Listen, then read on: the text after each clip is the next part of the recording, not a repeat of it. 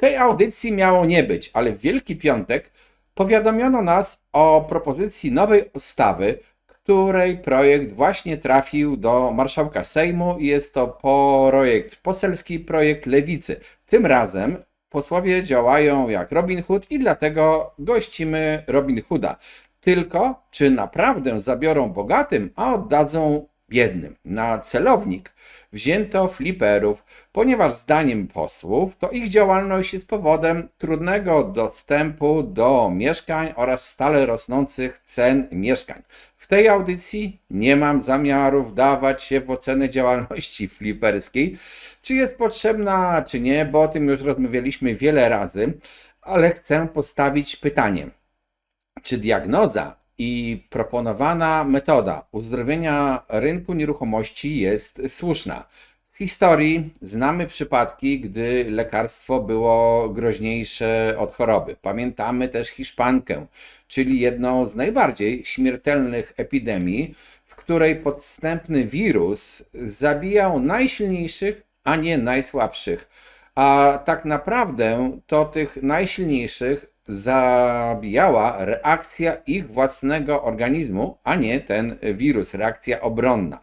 Na czym polega pomysł walki z fliperami?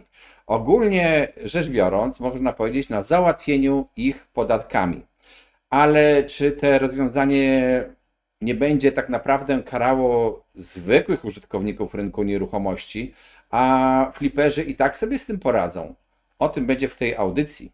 Jeżeli interesuje Ciebie rynek nieruchomości, subskrybuj nasz kanał, pisz nam w komentarzach sugestie nowych tematów, a jeżeli potrzebujesz więcej wiedzy o prawie, o zasadach obrotu nieruchomościami, zajrzyj na stronę syment24.pl, gdzie znajdziesz wiele szkoleń na ten temat. Na czym polega ten nowy pomysł posłów Lewicy? W zasadzie pomysły są dwa. Pierwszy, no jak żeby inaczej, to podniesienie stawki podatku od czynności cywilnoprawnych związanego ze sprzedażą nieruchomości. Dziś, dodam, w większości przypadków taki podatek wynosi 2%.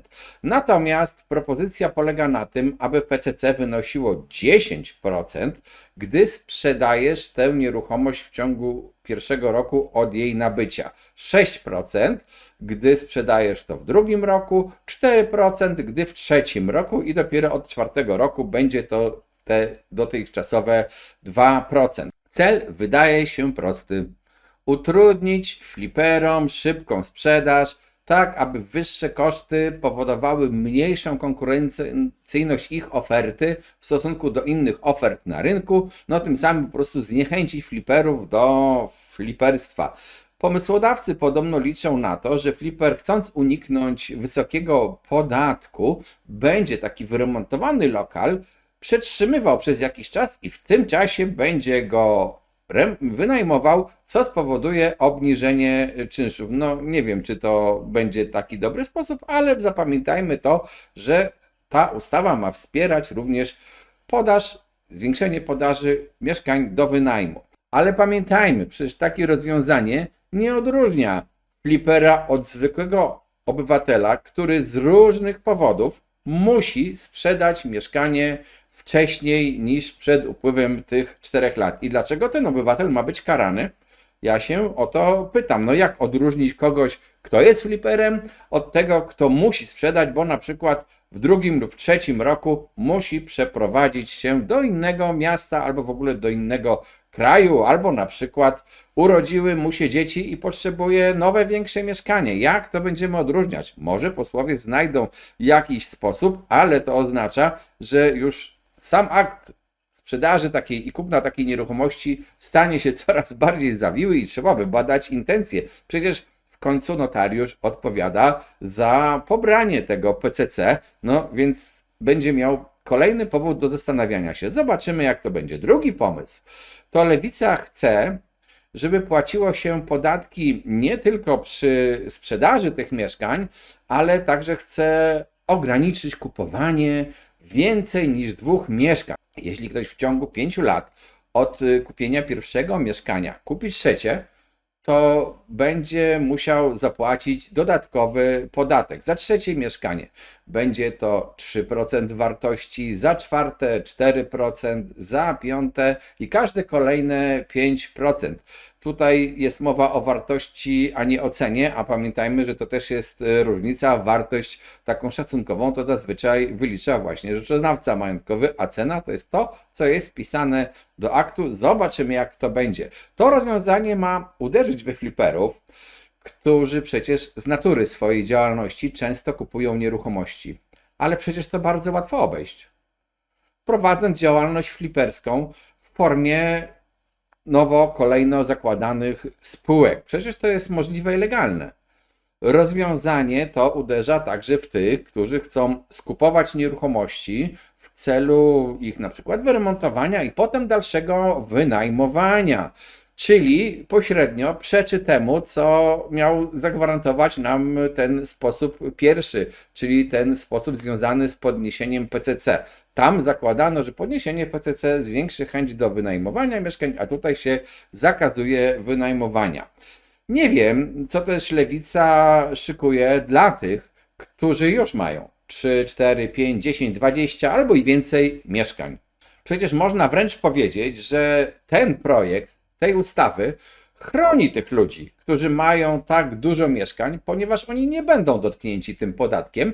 Natomiast wszyscy ci, którzy teraz chcieliby się dorobić większej ilości mieszkań, będą obłożeni tym podatkiem, przez co ich warunki konkurencji na rynku, na przykład wynajmowania mieszkań, nie będą równe. Czy będziemy chronili tych, którzy już posiadają mieszkania, a utrudniali nowym osobom wejście na ten rynek. Tak wynika to z projektu tej ustawy. Mam nadzieję, szczerze mówiąc, tej ustawy w ogóle nie będzie, ale jeżeli już, no to może zostanie jakoś ona przemyślana.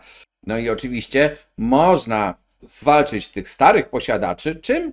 Podatkiem katastralnym, który będzie skonstruowany w sposób progresywny, ale podatek katastralny, od tylu lat się o nim mówi i tak naprawdę wszyscy politycy boją się ruszyć tego tematu. Myślę, że wątpię, czy on wejdzie, w każdym razie, czy wejdzie prędko. Dlaczego na wstępie tego filmu wspomniałem o Robin Hoodzie, który nam tu cały czas towarzyszy? Bo ta ustawa pozornie ma działać właśnie jak działał Robin Hood. Czyli odbierać bogatym, złym, spekulantom, fliperom, a dawać biednym, tym, którzy chcą kupić mieszkanie i nie są fliperami. Tyle, że tak naprawdę to ten Robin Hood, miły facet, ale był zwykłym bandytą. I nie wiem, czy cały świat był zachwycony jego działalnością. W dodatku, w obwinianiu fliperów o to, że podnoszą ceny nieruchomości, może być trochę racji. Ale tak naprawdę znacznie bardziej te ceny zostały podniesione przez niezbyt rozsądne akcje dotowanych kredytów mieszkaniowych i w ogóle takie pompowanie pieniędzy i pomocy w popyt zamiast ułatwiania wzrostu podaży mieszkań poprzez usuwanie barier prawnych i administracyjnych, które utrudniają po prostu proces budowy dziwacznych pseudopodatków typu renta planistyczna i innych rzeczy, o których wielokrotnie mówiliśmy na tym kanale i możecie to sobie obejrzeć w innych naszych audycjach. Jak powiedziałem, nie chcę się wdawać w tym filmie w kolejną dyskusję nad tym, kim jest flipper i czy jest nam bardzo potrzebny na rynku, ale pragnę zwrócić uwagę, że działalność polegająca na skupowaniu, przerabianiu i odsprzedawaniu nieruchomości z zyskiem istniała zawsze, istnieje i pewnie będzie istniała w przyszłości, ponieważ ona jest po prostu potrzebna po to, żeby na przykład dawać drugie życie nieruchomościom zdegradowanym, które w innym przypadku zamienią się w ruiny albo w tak bolące lewicę pustostany. Oczywiście problemem może być skala działania tych fliperów i nie przeczę, że niektóre remonty prowadzone są bardzo źle, tak po łebkach, w bardzo złej jakości i że nadmiar ludzi, którzy chcą zarabiać na flipowaniu, faktycznie może powodować wzrost cen. To jest prawda, ale moim zdaniem proponowane lekarstwo tak naprawdę nie uleczy choroby, którą jest trudna dostępność i ciągle rosnące ceny mieszkań, ponieważ główne przyczyny tego stanu leżą zupełnie gdzie indziej. Flipper będzie takim przysłowiowym chłopcem do bicia. To tyle na dziś, a w następnych audycjach będzie na przykład o tym, czy inwestowanie w nieruchomości faktycznie chroni kapitał oraz jak wygląda nasz rynek na początku kwietnia 2024. Rozmowa z ekspertem.